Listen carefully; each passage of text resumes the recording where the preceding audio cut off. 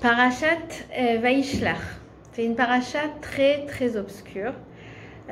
Pourquoi je dis obscure? Obscure dans tous les sens du terme.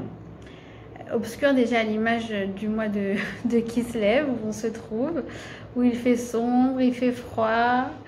Comme l'a dit Jessica, il y a des croche-pattes. Et Yaakov, dans notre paracha, va rencontrer un homme ténébreux, obscur. Il va y avoir une lutte. Et je vous rassure, à la fin de la paracha, c'est écrit que le soleil va se lever. Comme nous, après une période obscure, douteuse, et qu'on finit par lever le doute et on finit par voir enfin de la lumière dans nos vies. Et pourquoi je dis aussi obscur? Obscur dans le sens où c'est une paracha qui est mystérieuse. C'est une paracha qu'on ne peut pas prendre au pied de la lettre, c'est impossible. En fait, de quoi on nous parle? On nous dit que Yaakov, eh bien, il s'est marié, ça c'était la semaine dernière, c'était la paracha de Baby Boom. Il y a eu 12 naissances, 2 mariages et 12 naissances, 11 garçons et une fille. Et en fait, il a passé donc 20 ans à Haran. Et il était en fuite. Je ne sais pas si vous vous souvenez que son frère Esav le tuait.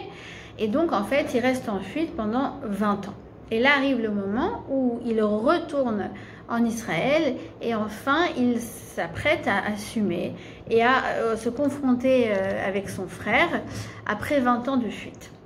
Et avant la rencontre, eh bien, il va se passer quelque chose. Il va envoyer des malachim, des messagers en avant vers Esav pour le prévenir qu'il est en route et qu'il va lui-même donc à sa rencontre.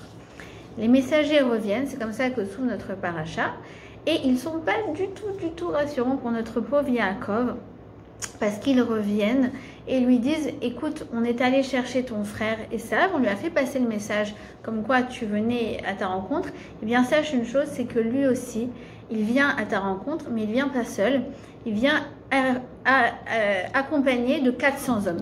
Entre guillemets, il vient avec une armée, quoi. » Et là, c'est écrit que Yaakov a été très effrayé. Il s'est senti oppressé, asphyxié.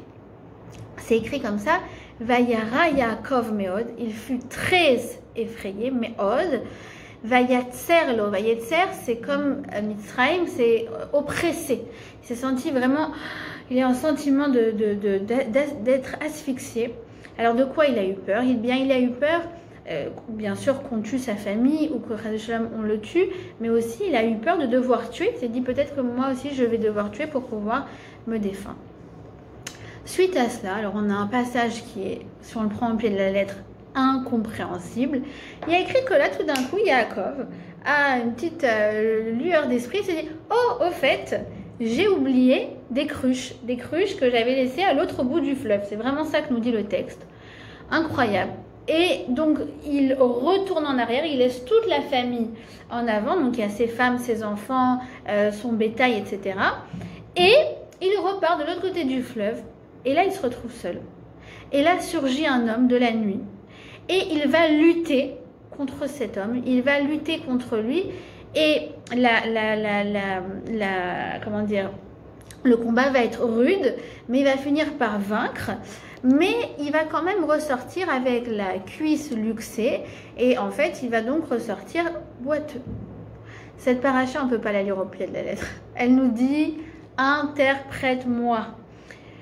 Lis entre les lignes. On dit en hébreu « darosh ». Darosh, c'est quoi? Ça veut dire exiger et ça veut dire aussi dracha, interprète. Elle exige qu'on l'interprète de façon profonde et non pas superficielle. Hein, on ne va pas se mettre à commenter cette paracha comme des commentateurs sportifs. D'accord? Ah oui, le combat de boxe entre Yaakov et cet homme, il s'est pris un uppercut, ah, il s'est luxé la hanche. Non, on va essayer de rentrer vraiment dans les profondeurs des psukim. D'accord? Alors déjà, on va essayer de regarder les 3 premiers versets qui nous décrivent donc cette lutte avec cet homme mystérieux, obscur, ténébreux. C'est écrit comme ça. Vayater Yaakov levado, vayevak ish imo ad alot hashachar. Peut-être que vous connaissez la chanson. Vayater Yaakov levado. Vous la connaissez sûrement, mais en fait c'est ce pasouk. Ce pasouk, qu'est-ce qu'il veut dire? que Yaakov, il est resté seul. Vayater Yaakov levado, comme je vous ai dit, il est retourné pour chercher des cruches et donc du coup, il était tout seul. Vayavek ish imo, il s'est battu avec cet ange. Ad alot hashachar, jusqu'au lever du soleil, jusqu'à l'aube. D'accord, qu'est-ce que ça veut dire? Heureusement qu'il y a nos commentateurs qui viennent et qui nous éclaircissent un petit peu ce passage. Eh bien d'abord, qui est cet homme? Eh bien, nos Chachamim nous disent, cet homme c'est un ange. C'est quoi un ange? Un ange c'est une force spirituelle. C'est l'ange de Esav. C'est la force spirituelle dont se nourrit Esav. Cette lutte n'est pas un combat de boxe, c'est un combat spirituel, c'est une lutte spirituelle. Et cet ange, alors il y a beaucoup d'encre qui a coulé sur qui est cet ange d'Esav. Certains vont dire c'est l'ange de l'Occident, d'accord, et ça symbolise la lutte entre le peuple juif et l'Occident pendant 2000 ans de galoute. Il y en a qui vont dire c'est le Yetzerara. Bien sûr, toutes ces explications sont vraies. Et on va s'intéresser à une explication qui est celle de Rabbi Nathan, l'élève de Rabbi Nachman, qui dit que cet ange est l'ange du doute. Et en fait, cet ange, tous les jours, il vient pour combattre avec nous. Et chaque jour, il vient et il essaye de nous déstabiliser. Chaque matin, il est là, à l'heure, au rendez-vous, il pointe. Et il vient et il veut absolument t'empêcher de prendre des décisions dans ta vie. Il veut que tu restes enlisé dans ce boulot qui ne te va pas, dans cette relation toxique qui n'est pas bonne pour toi, dans cette amitié qui te tire vers le bas. Il veut absolument que tu sois dans un doute qui te déstabilise et qui t'empêche d'avancer. Ça, c'est pour l'homme. Que signifie alot hashachar, jusqu'à l'aube? Eh bien, nos Chachamim nous disent ad alot hashachar, c'est jusqu'à la fin des temps, au niveau collectif, quand il s'agit donc des interactions entre le peuple juif et le monde occidental. Eh bien, cette lutte va être présente, existante, jusqu'à la fin de l'histoire. Mais au niveau individuel, que signifie ce ad alot hashachar jusqu'au crépuscule? Eh bien, ça veut dire qu'en fait, c'est une lutte qu'on va avoir toute notre vie. Avec les doutes, on est constamment prise dans nos doutes. Et ce, depuis le crépuscule de notre vie jusqu'au coucher du soleil de notre vie. Ça veut dire tous les jours de notre vie, 365 sur 365, on va avoir des doutes.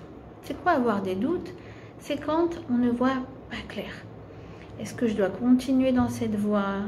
Est-ce que je dois arrêter d'être avocate, comme beaucoup de mes amies ont fait? Elles ont pris à un moment la décision très courageuse d'arrêter d'être avocate pour vivre une passion ou vivre un travail qui les remplit plus. Je ne dis pas que le métier d'avocat n'est pas bien, mais j'ai vu ça tellement de fois. Est-ce que je continue avec ce garçon alors que ça me coûterait beaucoup de continuer, ou alors que je vois qu'il n'arrive pas à s'engager, du coup ça traîne. Ou cette question que j'entends aussi très souvent et à laquelle, je vous dis la vérité, je n'ai pas de réponse, c'est les amis qui me demandent, qui sont célibataires, qui me disent est-ce que je dois me mettre sur les applications pour trouver quelqu'un? Est-ce que je dois reprendre contact avec cette personne? Mais attends, c'est pas plutôt à elle de le faire? C'est sûr que si c'était clair, si c'était pas obscur par définition, alors je saurais ce que je dois faire. Mais en attendant, on stagne. On stagne. Et en fait, stagner, entre guillemets, c'est faire un choix. Mais c'est un choix qui est négatif parce qu'en fait, on n'avance pas. On se dit, oui, bon d'accord, je continue de réfléchir. Mais en attendant, on stagne, on s'enlise et on n'arrive pas à avancer. Or, cette paracha, elle nous pousse à aller de l'avant. Parce que le premier pasouk, c'est quoi? Vaishlach Yaakov Malachim Lefanav. Il a envoyé des messagers en avant. Elle te dit d'aller en avant. C'est vrai qu'on a des doutes à tous les carrefours de notre vie, que ce soit au niveau du choix d'un secteur de travail, au niveau du conjoint. Bien sûr qu'on a des choix à faire. Et le pire, c'est d'être bloqué. Et le pire, c'est quoi? C'est après d'avoir pris une décision, d'être encore en train de douter de si c'était la bonne. J'aurais dû faire ça, en fait j'aurais dû faire ça, j'aurais pas dû écouter mes parents qui me poussaient à faire une S, j'aurais dû écouter ma voie littéraire, bref. C'est-à-dire qu'en fait ça peut nous bloquer au carrefour, mais ça peut aussi après nous bloquer toute notre vie. Alors déjà je vous rassure, si ça vous parle et si vous vous dites que vous faites partie de ces gens qui doutent, eh bien c'est le signe que vous êtes une grande personne. Parce que la peur et le doute, c'est le signe des grandes personnes. C'est écrit comme ça, Ashrei Adam Mefached Tamid. Heureux est l'homme qui a peur de se tromper, qui doute. Et regardez, Ashrei Adam Mefached Tamid, ça fait quoi? Aleph, Adam, Mem, Mefached, Tamid, Tav. Ce sont les initiales de Emet. Le vrai chemin authentique, c'est en fait de justement avoir des moments de doute. Où on se dit, regarde, je m'apprête à prendre une décision, mais c'est pas clair. Je vais faire avec les éléments que j'ai, mais j'aimerais bien avoir plus d'éléments pour être sûre de ma décision. Et Emet, c'est le sceau de Yaakov, c'est le sceau de l'authenticité. Bien sûr que c'est positif d'avoir peur de se tromper quand on est à un carrefour de notre vie. Ça me rappelle que c'est une histoire que j'ai entendue cette semaine. Incroyable, incroyable. Je fais en ce moment une formation avec le Machon Poua. Donc, le Machon Poua, c'est un institut qui aide les couples à avoir des enfants, qui fait de la procréation assistée, mais il s'occupe également beaucoup de toutes les questions d'éthique, notamment quand il est autorisé, selon la halakha, par un avortement. Et une personne qui nous forme est un généticien, donc un médecin généticien de Hadassah Ein-Kerem. Il nous a raconté cette histoire, j'ai trouvé ça très très courageux de sa part de nous la raconter.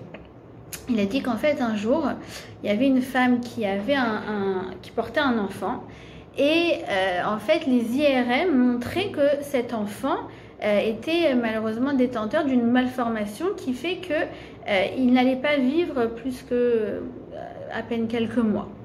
Et dans un cas comme ça, que Dieu préserve, lo aleinu, alors la halakha autorise en fait à avorter le bébé de façon à ce que les parents ne souffrent pas et de façon à ce que l'enfant ne souffre pas. D'accord? Ce qu'on appelle dans la halakha une tréfa, un enfant qui n'est pas viable. D'accord? Il raconte que en fait un jour on l'appelle à 4h du matin. Une femme qui est dans un cas comme ça, et qui lui dit s'il vous plaît, aidez-moi absolument à trouver une non, dites-moi si j'ai le droit d'avorter. Elle était en fait justement vraiment à un carrefour de sa vie et il fallait absolument qu'elle prenne une décision maintenant à 4h du matin de savoir si elle devait ou non garder cet enfant. Et ce biologiste, donc généticien qui est également un homme de Torah, normalement, dans un cas comme ça, ferait appel à quelqu'un de plus érudit que lui en Torah qui lui permettrait de prendre la décision. Sauf que là, à 4h du matin, il dit c'est le seul moment où les rabbinim, 4h du matin, en général, ils ne sont pas disponibles. Ils sont disponibles 24h/24, mais en général, en tout cas ceux à qui ils se réfèrent, de 4h à 6h du matin, ils sont injoignables. Et c'était vraiment une question de vie ou de mort, et c'était dans la minute qu'il fallait prendre la décision. Et là, avec tous les éléments qu'il a, eh bien, il s'apprête à lui donner la réponse, mais avant ça, il dit, j'ouvre mon livre de Télim et je dis qu'il n'y ait pas de takala qui sorte de ma réponse, qu'il n'y ait pas, que Dieu préserve de faux pas qui sortent de la réponse que je vais lui donner. Et il lui dit que, en fait, c'est permis. Et à ce moment-là, un retournement de situation incroyable. À ce moment-là, dans l'hôpital, on lui envoie d'autres IRM qui montrent que cet enfant n'a pas de malformation. Et qu'en fait, il est viable. Il a raconté qu'aujourd'hui, c'est un enfant qui est en bonne santé. Et j'ai trouvé ça très courageux de sa part de raconter qu'en fait, lui-même, il a failli faire quelque chose de catastrophique, de dramatique. Et il nous a dit, je vous enseigne ça, parce que je voudrais que vous compreniez c'est quoi le quotidien d'un médecin, d'un biologiste, d'un généticien.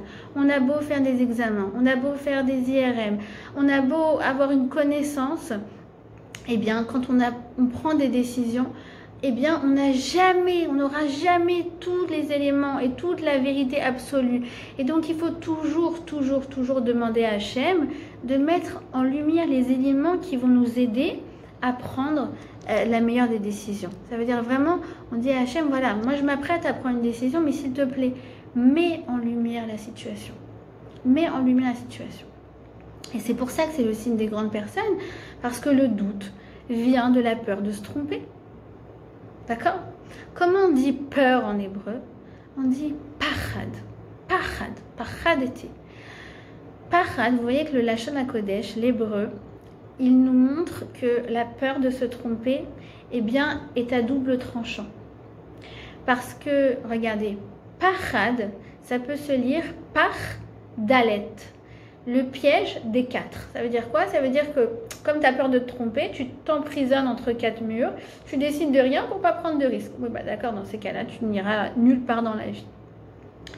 Or, le contraire de pachad, quand on retourne les lettres, ça fait quoi? Ça fait dachaf. Dachaf, c'est pousser, c'est aller de l'avant. Cette paracha, elle te dit, c'est normal d'avoir des doutes, mais tu peux transformer tes doutes et ta peur de te tromper en opportunité d'aller de l'avant. Et comment on fait ça? Comment on fait ça? Ben, venez, on va regarder comment ça se passe. D'abord, on va comprendre, qu'est-ce que ça veut dire? Vayater Yaakov levado. Il est resté seul. Comme je vous ai dit, il est retourné pour chercher les cruches de l'autre côté du fleuve. Et nous dit le passouk qu'il est resté seul. Qu'est-ce que ça veut dire? Ça veut dire que face au doute, eh ben, on est seul. On est dans cet inconfort qu'engendre le doute sur nous et on est seul. C'est-à-dire on peut demander conseil, mais comme on dit en français, les conseillers ne sont pas les payeurs. Tu peux demander conseil à tes amis, tu peux demander le second avis d'un avocat, tu peux faire plus d'examens médicaux, mais au final, qui va prendre la décision? C'est toi. Qui va vivre les conséquences de cette décision? C'est toi. Et toi seul. D'accord? Ça, c'est fondamental à comprendre. Ce vayeter levado, c'est en fait, quand je suis face à mon doute, j'ai un sentiment de solitude. Et c'est normal, parce que c'est moi qui vais vivre les conséquences de cette décision et personne d'autre. D'accord? D'ailleurs, je vous dis toujours, méfiez-vous des gens qui veulent absolument prendre des décisions à votre place. En mode, vas-y, écoute-moi, ouais, fais ça, non, bah, vas-y, opère du dos. Bah, attends, 2 secondes, tu sais c'est quoi les conséquences? D'accord? Tu disais, Joanna, le vaccin, c'est quelque chose de controversé. Voilà, c'est aussi un autre exemple. Les gens, ils sont déjà en train de débattre de ce qu'il faut, vaccin, pas vaccin, etc. Excusez-moi, chacun a la responsabilité de son corps. Et donc, chacun va prendre la décision. Bon an, mal an, avec les éléments malheureusement qu'on a qui sont des éléments très court terme, de savoir quelle est la meilleure décision à prendre en fonction de notre âge, de notre situation, de si on est une personne à risque, etc. etc. D'accord? Alors, donc il se retrouve avec cet homme, il va lutter contre lui, et c'est écrit comme ça. Le passouk dit, voyant qu'il ne pouvait pas le vaincre, d'accord, on parle de l'ange, l'ange en fait se rend compte qu'il s'apprête à perdre le combat avec Yaakov, il va lui luxer la hanche, c'est ce que nous dit le passouk, il lui luxe la hanche, ce qu'on appelle la kaf yerech, la cuisse, d'accord, la cuisse et la hanche gauche, d'accord. Yaakov a été touché à la jambe gauche. Alors venez, on va regarder un peu plus en profondeur ce que ça veut dire. D'accord? On n'est pas en train de dire que Yaakov il a eu un bobo et qu'il faut absolument qu'il ait un plâtre. On va essayer de rentrer en profondeur. La Kabbalah nous dit que quoi? Que chaque membre du corps correspond à une composante de notre nefesh, de notre psyché, notre fonctionnement psychologique. D'accord? La main droite, le chesed, c'est la notion de bonté, d'épanchement. La main gauche, gvura, c'est la notion de rigueur, de retenue, etc. Bon. il y a donc 7 membres du corps qui correspondent à 7 composantes de notre psychique. À quoi correspond la jambe gauche? La jambe gauche correspond à une notion qui s'appelle Hod. Alors, Hod, c'est quoi? C'est cette notion de consistance intérieure. Je vais vous donner un exemple très simple. Si vous voulez savoir quel est votre degré de Hod, de consistance, ben, imaginez que vous allez à la rencontre de 2 amies, elles sont là comme ça, et puis elles vous voient arriver, et là elles se mettent à rigoler quand vous vous dirigez vers elles. Celle qui a un Hod qui est fort, qui a de la consistance, qui a confiance en elle, en fait, va leur dire « Ah, mais pourquoi vous rigolez? Racontez-moi ce qui vous fait rire. » Elle ne se sent pas du tout visée ou blessée dans son ego. Ça ne la déstabilise pas. D'accord? Quelqu'un qui a un Hod qui est blessé, d'accord? Qui est faible, elle va se dire tout de suite « Ah, c'est sûr qu'elle rigole sur moi. » Cette notion de Hod, c'est de la consistance. Et en même temps, Hod, c'est une notion très complexe. Hein. Moi, j'ai l'impression que c'est la plus complexe des 7... ce qu'on appelle Mivne Hanefesh, cette composante du psyché. C'est en fait aussi une notion qui parle d'humilité.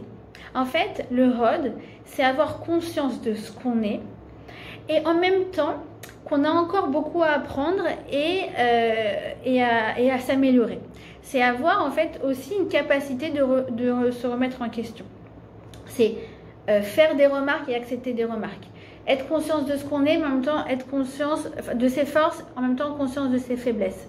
C'est vraiment ça la consistance intérieure, d'accord? Et quelqu'un qui n'aurait pas conscience de sa valeur aurait tendance à se remettre en question ou à changer d'avis dès qu'on lui dit quelque chose. Ah ben je trouve que cette jupe ne va pas très bien, elle va mettre tout de suite, elle va plus jamais la remettre, d'accord? Être entre guillemets trop conscient de ses forces. C'est, vous savez, les copines comme ça qui sont les meilleures dans tout, elles ont la meilleure école pour les enfants, elles sont parties dans les meilleures vacances, elles habitent dans le meilleur quartier. C'est voilà, celles qui sont un peu énervantes, on a l'impression qu'elles ont toujours tout meilleur. Et en fait, la notion de Hod est liée à la jambe parce elle est liée à la marche, elle est liée à l'équilibre. C'est une notion très délicate d'équilibre. C'est pour ça que ça touche à la jambe et à la marche. Or, Yaakov a été touché à la jambe gauche, me dit la Gemara. Et ça veut dire qu'on aura toujours un travail conséquent à faire dans cette mida de Hod. Ça veut dire qu'en fait, trop douter nous immobilise et nous handicape. Mais attention, de ne pas douter du tout, ce n'est pas bon, puisque en fait, il faut bien sûr être capable de se remettre en question pour pouvoir aller de l'avant de façon saine. Toute la question, c'est le bon équilibre. Que nos doutes ne nous remettent pas en question pour nous immobiliser, et en même temps, ne pas faire comme si de rien n'était, être impulsif, sans peser le pour et le contre face aux situations qu'on rencontre. Toute l'idée, c'est d'être dans une démarche saine, de remise en question ponctuelle, qui nous fait avancer. Ça paraît simple, hein? Mais c'est pas si simple parce que c'est tout l'équilibre auquel on souhaite aspirer dans notre vie.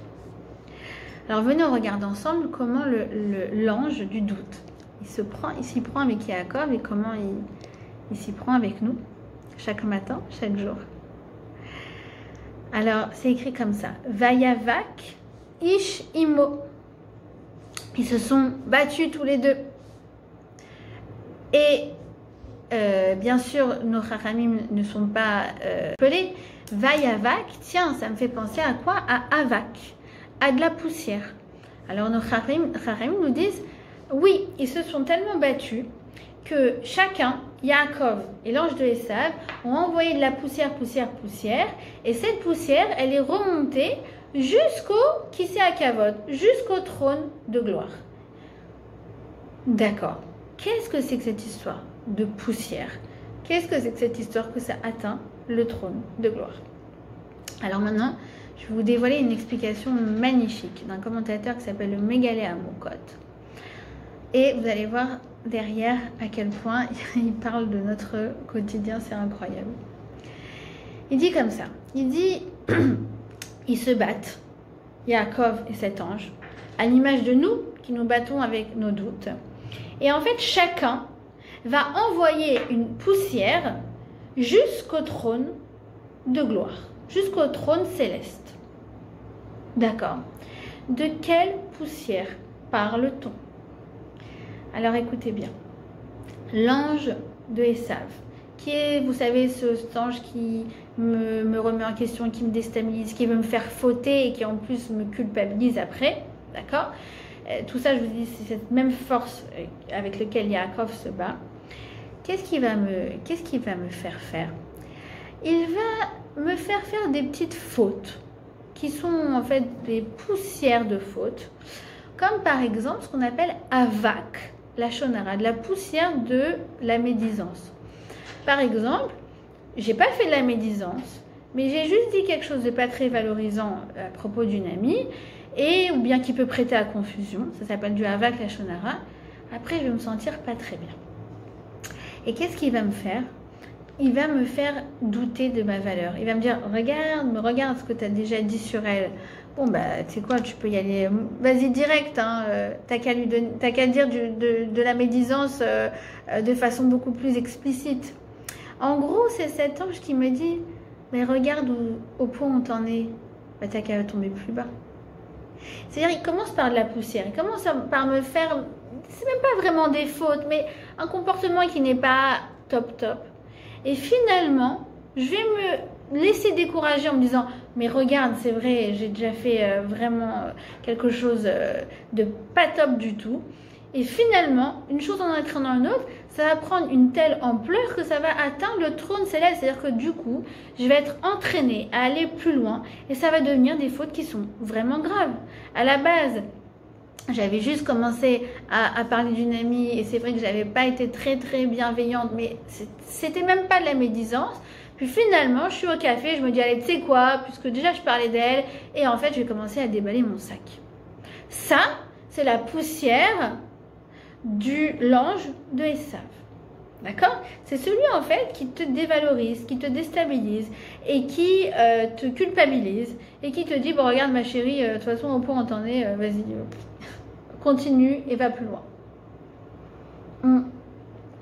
C'est quoi la poussière de Yaakov? La poussière de Yaakov qui va envoyer, on dit qu'en fait il va l'envoyer sur toutes les générations, c'est-à-dire il va l'envoyer pour nous aussi.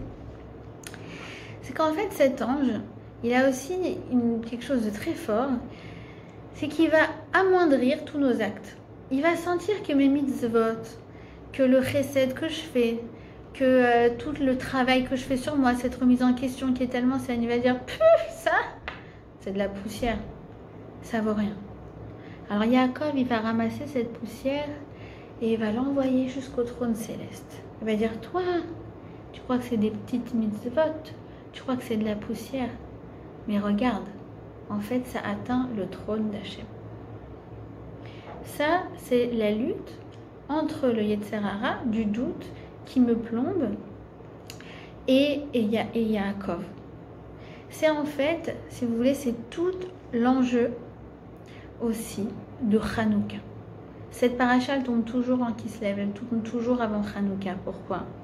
Parce que justement, la vision grecque, c'est peut-être dans la logique du tout ou rien. Il n'y a pas de petites choses. Ah, ça, bah, c'est nul, c'est de la poussière.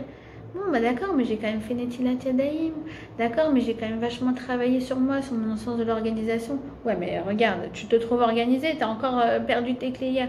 Moi, j'avais l'impression d'avoir progressé. Non, laisse tomber. Ça, c'est le Yavan qui est à l'intérieur de nous. C'est celle qui te pousse à être dans une logique, en fait, du tout ou rien. Et comme on n'est jamais dans le tout, et ben du coup, on est dans le rien. Enfin, c'est l'impression qu'on a. Et le Rav Yaakovson, il raconte une histoire incroyable d'un jeune garçon qui avait grandi dans une maison où les parents avaient été assez décourageants, dans le sens où au niveau des mitzvot notamment, c'était jamais assez bien, etc. Jusqu'à ce que cet enfant, en fait, à l'âge de l'adolescence, il quitte les bancs de la yeshiva et il part s'installer dans un kibbutz laïque, qui faisait vraiment plus rien, plus cachère, même pas kippour, rien absolument. Il a décidé de couper les liens avec sa famille.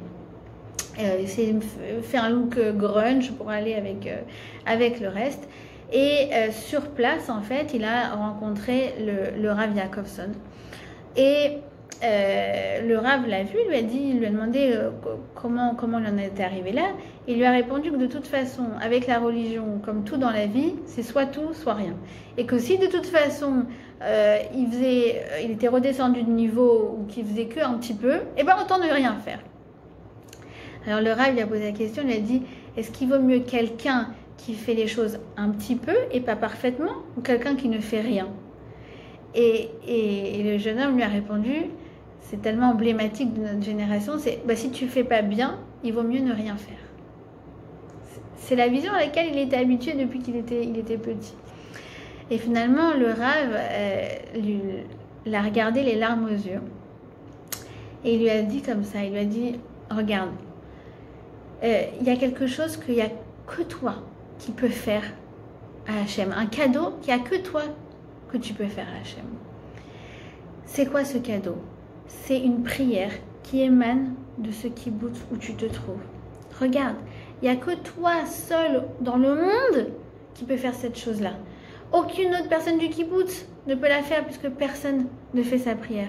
Et même Moshe Rabbeinu, il dit, même Moshe Rabbeinu n'a pas pu faire une telle action puisque lui-même n'est pas rentré en Israël. Et même le plus grand rabbin du monde, puisque personne ne se trouve ici à part toi. Tu es unique dans ta génération.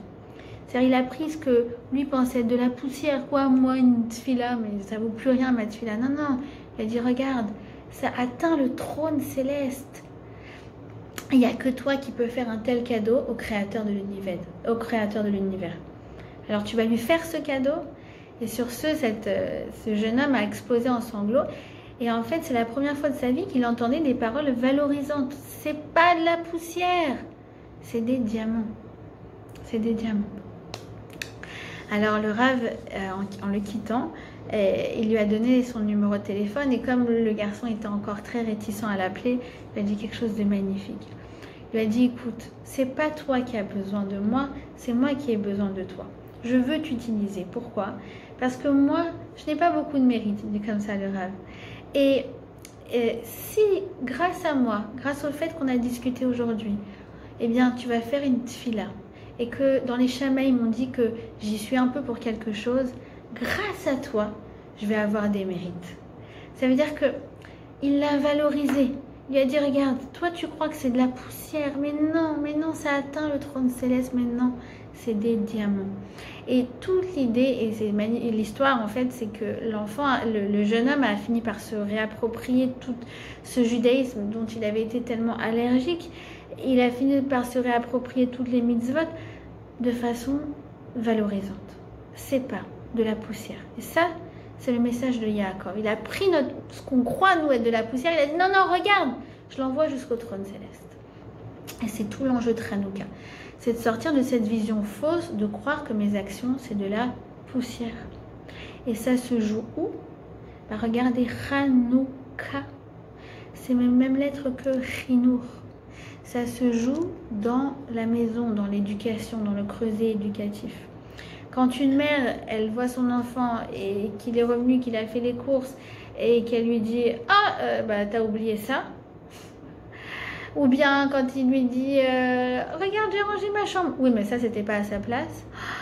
Du coup, l'enfant, qu'est-ce qu'il va se dire? Il va dire « Si c'est pas parfait, autant de rien faire. » Et le pauvre l'enfant, il a le sentiment qu'il brasse de la poussière. Et quand on est exigeant avec nos enfants, alors on en fait des perfectionnistes. Le perfectionniste, c'est ça qui se dit. Il se dit, si tu fais pas bien, alors il vaut mieux ne rien faire. Alors, le problème, c'est quoi? C'est qu'à force de vouloir être parfait, on finit par même plus être quelqu'un de bien. On stagne, on reste au point où on en est. Et ça, c'est le pire. Parce qu'on a cette voix intérieure qui nous dit, regarde, à quel point t'es nul, t'as qu'à descendre plus bas. Vous avez vu? Si on a été éduqué comme ça, on a été éduqué dans cette vision-là, il faut absolument en sortir. Mais Rav Jacobson, il dit que c'est quelque chose de générationnel. Regardez, même moi, je pensais ne pas être dans ce perfectionnisme à outrance. Et tout à l'heure, voilà, comme ça, Hachem, il m'envoie des messages. J'étais dans la voiture, j'avais ma fille avec 2 copines à elle. Et là, qu'est-ce qu'elle dit, ma fille? Elle discute, je les entends discuter. Et elle dit, moi, j'aime que les contrôles où j'ai 20. Alors je me dis c'est pas possible, et j'ai dit mais Mais si tu as 17, non, c'est nul. Si tu as 18, non, c'est nul. Si tu as 19, non, c'est nul. Que 20. Donc vous voyez que ça nous touche tous. D'accord? Et c'est ça en fait, c'est qu'il me fait croire que mes mitzvot c'est de la poussière. Il dévalorise mes petits actes. Mais qu'est-ce que Yaakov va faire? Il va faire quelque chose d'incroyable. C'est écrit qu'il va envoyer un messager à Esav. D'accord? Comme je vous ai dit au début de la paracha, Vaishlach Melachim Lefana, il va envoyer des messagers pour lui faire passer donc un message. Yaakov, ça fait 20 ans que tu n'as pas vu ton frère. Tu t'apprêtes à le rencontrer. On est en plein suspense. C'est quoi le message? Le message que tu choisis de faire passer à Esav. Ne me fais pas de mal, j'espère que tu vas bien, je ne t'en veux pas, tu m'as manqué pendant toutes ces années. Qu'est-ce qu'il va lui dire? Il va lui dire Garti im Lavan. J'ai habité avec Lavan. C'est quoi Garti im Lavan? Alors nos chachamim nous disent aha, ne lis pas Garti, mais lis Tariag. Tariag, c'est quoi? 613 mitzvot. Regarde, moi malgré ma situation, bien que j'ai habité avec Lavan, le pire type du monde, un pauvre type qui est en plus fourbe, qui a voulu m'arnaquer, j'ai souffert pendant 20 ans chez lui, malgré tout, Tariag mitzvot, j'ai gardé mes mitzvot. Et c'est sur ça que je dois me concentrer. Et c'est ça on dit aussi à l'ange. Regarde, non mais c'est vrai, j'ai des doutes, c'est vrai, je suis pas au top, c'est vrai, je suis pas parfaite. Allez, d'accord. Mais moi, j'ai des mitzvot que je garde. Alors, c'est peut-être pas les 613, mais c'est mes mitzvot à moi. Et ça, tu me les enlèveras jamais. Et Yaakov, c'est écrit, donc il va lutter jusqu'à l'aube avec cet homme, avec cet ange. Et là, il va lui dire, et donc il va vaincre l'ange, et il va lui dire, quel est ton nom? Il va demander à l'ange, quel est ton nom? Et l'ange ne lui répondra jamais. Pourquoi? Parce que c'est cet ange qui te dit, ah, t'as passé une épreuve, n'essaye pas de la nommer. C'était le hasard, c'était la conjoncture, c'était les statistiques. Non, moi je veux nommer cette épreuve. Je veux qu'elle ait du sens pour moi. Je veux que c'est une signification. Je veux comprendre quel a été l'enjeu. Pourquoi j'ai été confrontée à cette situation? Pourquoi j'ai fait face à ce divorce? Pourquoi j'ai fait face à cette situation avec mon enfant qui me fait tellement de problèmes? Pourquoi j'ai fait face à cette amitié, cette amie qui m'a finalement trahi? Je veux comprendre. Et il va te dire, jusqu'au bout, c'est un fourbe. Il te dit, ah non, n'essaye pas de le nommer. C'est quoi, laisse tomber. C'était juste le manque de pas de chance. D'accord, le manque de chance, pardon. Mais pas de chance. Et par contre, l'ange, il va lui donner un nouveau nom. Il dit, n'essaye pas de me nommer, mais par contre, toi, ton nom, je vais te le changer. Il lui dit comme ça, Vayomerlo Yaakov, Ye'amer ot shimcha ki im Israël. Yaakov ne sera plus ton nom, mais ton nom sera Israël. Ça veut dire quoi? Ça veut dire qu'avec l'épreuve, et en ayant passé ce carrefour de doute, de remise en question qui a été douloureux, une fois que j'en suis sortie, je suis une nouvelle personne, avec des nouvelles forces créées en moi suite à cette expérience. Et je vais puiser en moi des forces qui vont me permettre de me connaître. Maintenant, je réalise que cette chose-là n'était pas bonne pour moi. Maintenant, je sais que je suis capable de ça. C'est ça, avoir un nouveau nom. C'est ça, Israël. C'est une meilleure version de nous-mêmes. D'accord? Même si, à la fin, on ressort boiteux. D'accord? Ça veut dire que quoi? Ça veut dire qu'on a un manque de stabilité. Malgré tout, on avance et on continue d'avancer. Ça veut dire que parfois, on n'a pas pris forcément les meilleures décisions. Ou alors, on a laissé des plumes sur notre passage. Et ça ne doit jamais nous empêcher d'avancer. Tu as fait ce que tu as pu à la lumière des informations que tu avais. C'est très important. Et regardez, c'est quoi ton nom ne sera plus Yaakov? Ton nom ne sera plus Yaakov, ça fait référence au passé. Arrête de regarder dans le passé. Arrête de te demander si tu avais pris la bonne décision.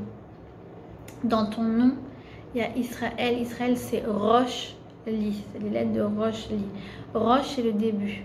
L'ange le bénit en lui disant « arrête de te poser la question si tu as pris la bonne décision. Maintenant, ça y est, next step, rush. Tu es au début d'un processus. Maintenant, tu vas assumer tes choix et tu vas faire avec les nouvelles données que tu as choisies. C'est ça en fait, c'est lutter avec des forces qui nous paraissent incommensurables. Et triompher, c'est ça. C'est pas forcément que j'ai pris la meilleure décision, c'est pas forcément que maintenant tout est rose dans ma vie. Mais c'est, regarde, j'ai été capable d'aller de l'avant et j'ai été capable de relever tout ça. Et même si c'était pas parfait, et même si je me sens un peu boiteuse après, eh bien je suis capable d'en tirer un nouveau nom. C'est quoi un nouveau nom? J'ai combattu et j'ai réussi. Même si j'ai perdu des plumes sur le passage, c'est vrai, j'ai perdu des années dans ce boulot. C'est vrai que je suis restée un peu trop longtemps avec lui. C'est pas grave, maintenant next. D'accord? Et à la fin, Yaakov, c'est écrit qu'il sort Shalem, entier.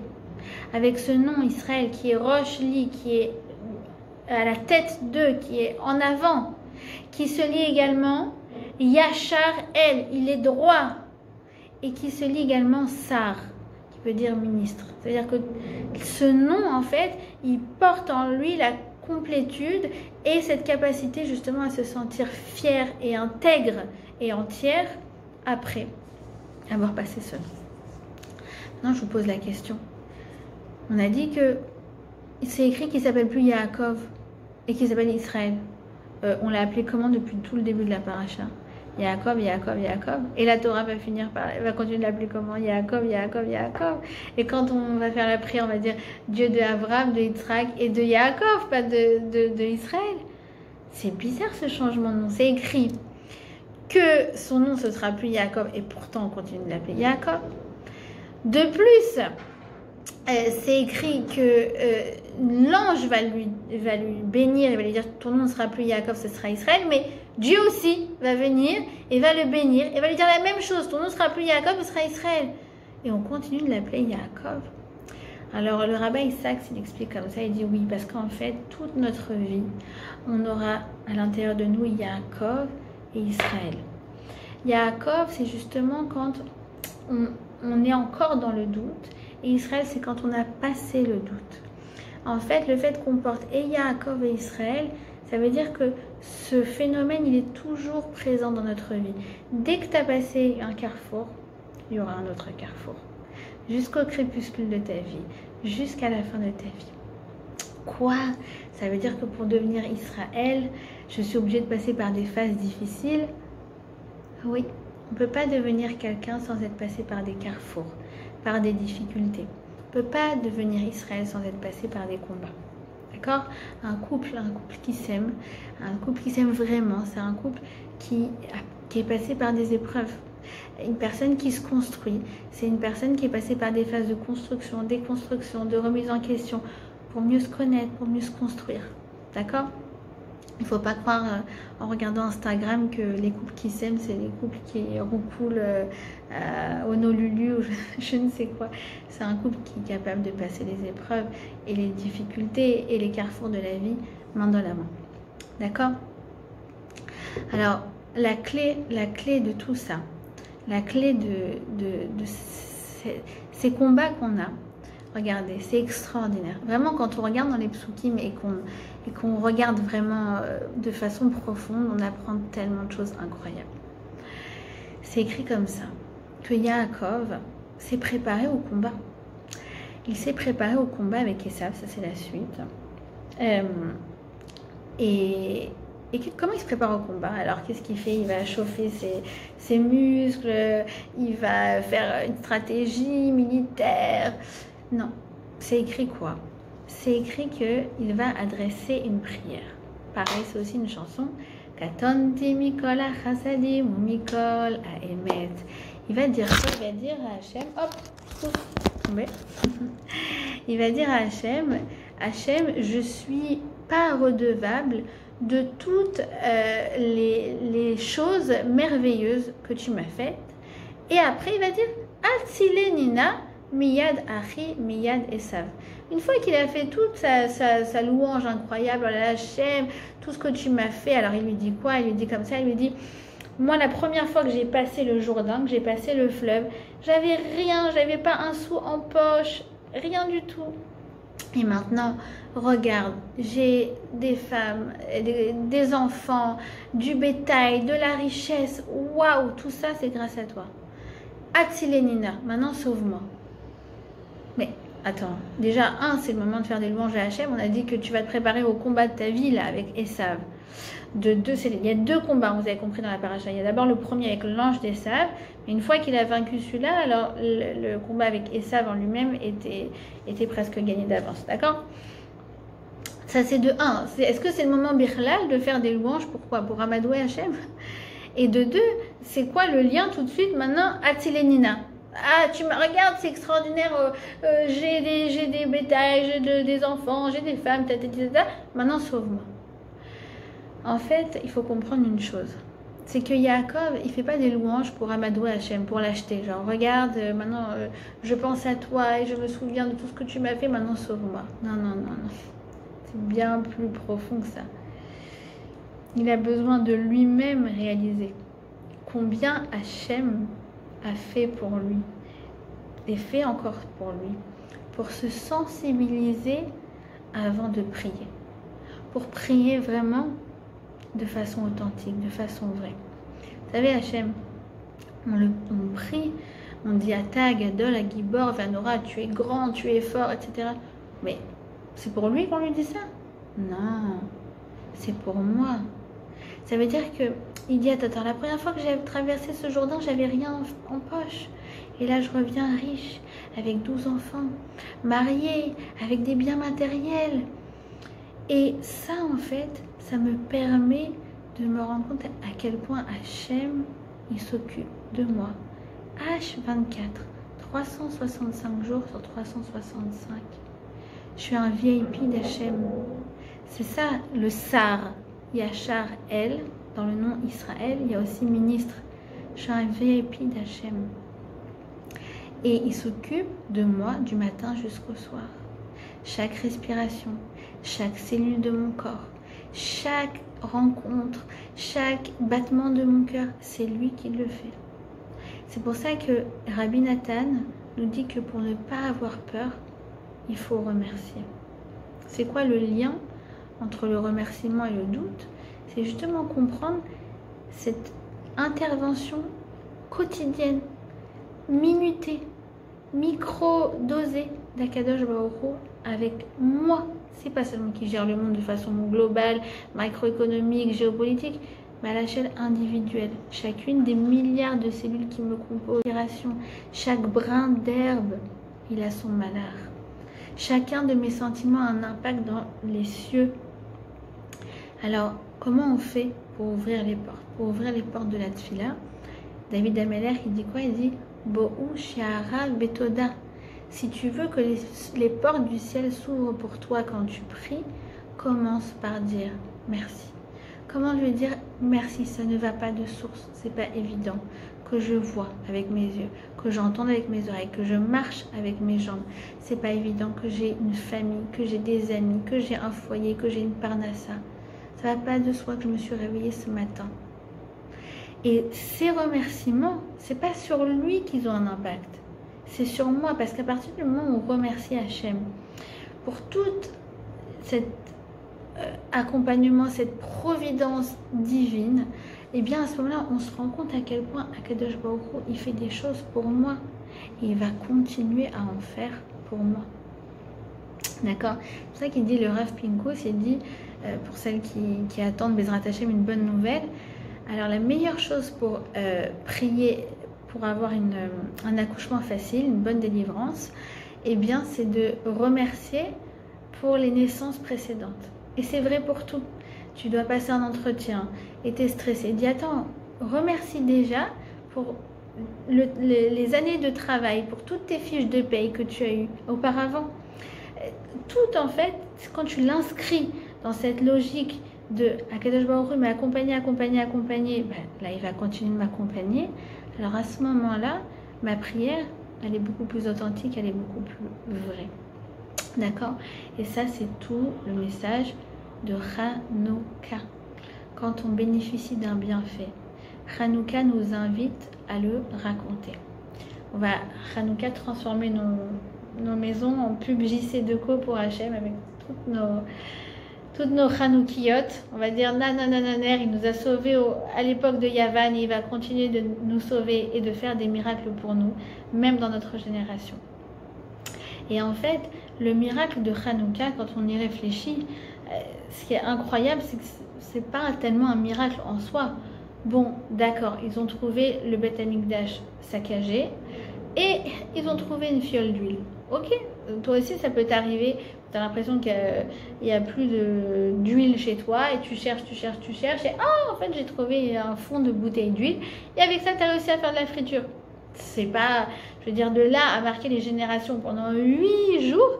Et surtout, ce qui est incroyable, c'est que le miracle de la victoire militaire, qui est quand même beaucoup plus faramineux, eh ben, il est complètement passé à côté de la trappe, à côté du miracle de la fiole d'huile. Alors, parce que justement, quand le miracle de Hanouka, c'est d'avoir vu dans la fiole d'huile un miracle. Ça veut dire qu'en fait, on est candidat au miracle tant qu'on arrive à le voir. C'est pour ça que c'est une fête qui est individuelle. C'est pour ça qu'il n'y a pas de Megillah, il n'y a pas de Gemara, il n'y a pas tellement de mitzvot. C'est un moment où on te dit, regarde, fais un arrêt sur image et raconte tes histoires. Écoute les histoires. Ça fait du bien, ça donne des forces. En fait, parce que ça réveille cette conviction que personne n'est oublié par Akadosh Baruch Hu. Personne n'est oublié de sa prise en charge individuelle, qui est le signe qu'il nous aime chacun. C'est une mitzvah à Hanouka de raconter des nissim. D'accord? Comme on le dit chaque année, une épreuve se dit Nisayon. Et pour passer de Nisayon à Nes, il faut enlever quoi? Yud, Vav et Nun, Yavan. C'est quoi Yavan? C'est la pensée rationnelle, statistique, expérimentale, qui est que, bah oui, bah, c'est vrai qu'il y avait une chance sur 1000, bah, tu as été une chanceuse. Non. Te dis, regarde le Nes. Regarde le Nes que c'était. Et quand tu regardes le Nes, tu deviens le meilleur candidat au Nissim. Parce que celui qui mérite d'avoir des Nissim, c'est celui qui partage ses bienfaits avec Hachem. Et c'est quelque chose de contagieux. C'est vraiment quelque chose de contagieux. Ça veut dire que quand tu te mets avec une copine et tu te dis oh là là, c'est incroyable ce que Hachem m'a fait, il faut que je te raconte, c'était un truc de fou, etc. Et tu lui racontes une histoire, elle dit oh là là, ouais, c'est vrai. Et puis en fait, elle aussi, elle va prendre le même ton, elle va dire Akadosh Baruch Hu, il m'a sauvé sur cette histoire, c'est complètement incroyable. Et tout d'un coup, en fait, c'est comme si, vous voyez, on se fait passer la lumière de Hanouka, on se la fait passer les unes aux autres et on ouvre nos yeux sur justement cette providence divine. C'est pas le hasard. C'est pas qu'il y avait une chance sur 1000 et que j'étais une chanceuse. C'est un Nes. Et justement, je me suis dit qu'aujourd'hui j'allais vous raconter un Nes qui m'était arrivé. J'ai eu du mal à le raconter, mais je me suis dit que voilà, à l'approche de Hanouka, j'aimerais vraiment vous en faire part. Cette année à Yom Kippour, Jessica, je t'ai déjà raconté l'histoire. À Yom Kippour, dans la nuit, j'ai rêvé qu'un enfant à moi se noyait et que voilà, je le retrouvais et que c'était trop tard. Je me suis réveillée en sursaut et en fait, je me suis réveillée et j'ai tout de suite compris que il aurait dû se passer quelque chose et que Hachem m'a fait un miracle, c'est qu'il me l'a fait vivre en rêve et pas en vrai. C'est le sentiment que j'ai eu. Je ne saurais pas comment l'expliquer. Hein. Celles qui me connaissent, je ne suis pas très voilà, mystique ou irrationnelle, mais j'avais ce sentiment très fort comme si, avec le rêve, eh bien, j'avais eu l'explication avec. Donc, cette année Kippour était un dimanche, d'accord? Donc, c'est arrivé dimanche soir. 3 jours plus tard, mercredi matin, donc c'était en plein confinement et je me retrouve seule avec mon petit bébé Aaron qui a 2 ans à la maison et tous les autres étaient dehors et je mets Aaron au lit et je me mets à travailler, donc je suis en plus avec mes écouteurs, etc. Et à un moment je me lève, je sors de mes écouteurs et j'arrive, j'entends l'eau qui coule en fait, je vais voir dans la salle de bain. Et en fait, il s'avère qu'il est sorti du lit, il s'est mis dans le bain, il a allumé l'eau au maximum, une eau très très chaude, donc très endormissante, et il s'est endormi dans le bain pendant 20 minutes.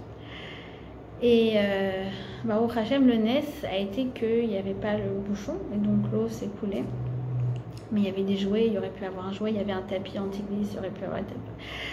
Il y aurait pu avoir 1001 choses, et voilà. Et Hachem, il a envoyé un malach. Moi, c'est ça, il a envoyé un malach, un ange qui l'a protégé, qui l'a surveillé pendant tout le temps où moi j'étais aux abonnés absents. Et c'est ça en fait. C'est toute l'histoire de Hanouka, c'est de comprendre que tu es un VIP d'Hachem, tu es un ministre, tu es un sar. Il s'occupe de toi. C'est une fête qui est personnelle, Hanouka, parce que c'est une fête où on te dit arrête-toi sur les miracles de ta vie et comprends que c'était pas le hasard et c'était pas que tu as eu de la chance. C'est que Akadosh Baruch Hu, il s'est occupé de toi, il l'a surveillé, il l'a protégé. Et la fin de ce passage, c'est un de mes passouk préférés. J'ai envie presque de me le placarder sur le mur. C'est trop beau. Ça termine comme ça. On dit que le soleil commence à se lever. Et il y a écrit comme ça, va Izrach lo. Le soleil s'est levé pour lui. Et alors bien sûr, Rachi, il voit ce pour lui, il dit attends, tu veux savoir ce qui s'est passé? Ça veut dire qu'en fait, le soleil, il s'est levé. Toi, tu crois que c'est pour tout le monde. Mais en fait, Yaakov, il savait que c'était pour lui. Pour le guérir de sa hanche.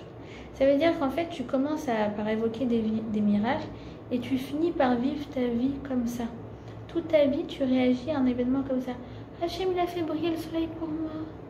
Ah, il a fait que le bus, il a été retardé pour moi. Et toi, tu as envie de dire, mais arrête d'être égocentrique. Non. Un juif, il est égocentrique. Pourquoi? Il comprend que tout est géré pour lui. Et la somme de toutes les actions, en fait, au niveau individuel, c'était pour nous, pour moi, pour toi. Il a fait ce temps-là pour moi. Il a fait que ce petit oiseau, il s'est posé là pour moi. D'accord? Et c'est vrai, moi je l'ai vu cette semaine. Il y a eu mercredi soir une pluie torrentielle. Je devais donner cours à Yerushalayim. Et en fait, j'ai été en bus. Et à chaque fois que j'étais entre les différents bus ou le train, etc., à chaque fois il s'arrêtait de pleuvoir. J'ai dit, ah, il s'arrêtait de pleuvoir pour moi. Donc c'est ça en fait. C'est quoi l'enjeu de Hanouka? C'est est-ce que je vois les nissim? Est-ce que je vois les miracles? Ou est-ce que moi aussi je vais les rentrer dans la case rationalité? Et si je fais vraiment ce travail de voir cette ashgacha pratique, de voir ce nes personnel, alors c'est ça qui va amener de la lumière dans la vie. La lumière du discernement qui va me permettre de ne plus avoir peur à chaque fois que je dois faire un choix. Alors je termine sur ça. Un dernier petit enseignement juste incroyable. Vous savez quelles étaient ces petites cruches que Yaakov a été chercher de l'autre côté du fleuve? Le Midrash nous dit que ces petites cruches, ce sont les fioles d'huile de Hanouka. Et en fait, il a guéri de sa luxation. Nous aussi, on guérit de ce que les doutes et les épreuves et tous les plumes qu'on a laissés au passage et du fait que parfois on se sent un peu boiteuse, on se guérit aussi grâce à la lumière de Hanouka. Il faut à Hanouka faire un exercice qui va nous accompagner toute l'année, de dire je suis une VIP d'Hachem. Hachem s'est occupé de moi. C'est pour ça aussi que la mitzvah de Hanouka, en dehors de l'allumage des bougies, c'est de dire le Hallel. Chaque matin, de dire le Hallel. Et quand on allume la bougie de Hanouka, en fait, on va allumer la bougie qui est à l'intérieur de nous. On va rallumer notre Neshama, cette Neshama qui a tellement conscience de tous les bienfaits que Akadosh Baruch Hu fait pour nous. D'accord? Donc, Bezrat Hashem, on va encore avoir d'autres cours d'ici Hanouka.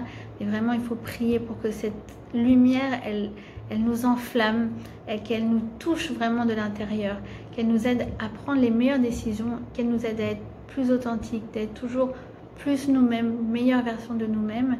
Et que Bezrat Hashem, on n'entende que des nissim et des bonnes nouvelles. Et n'hésitez pas aussi à faire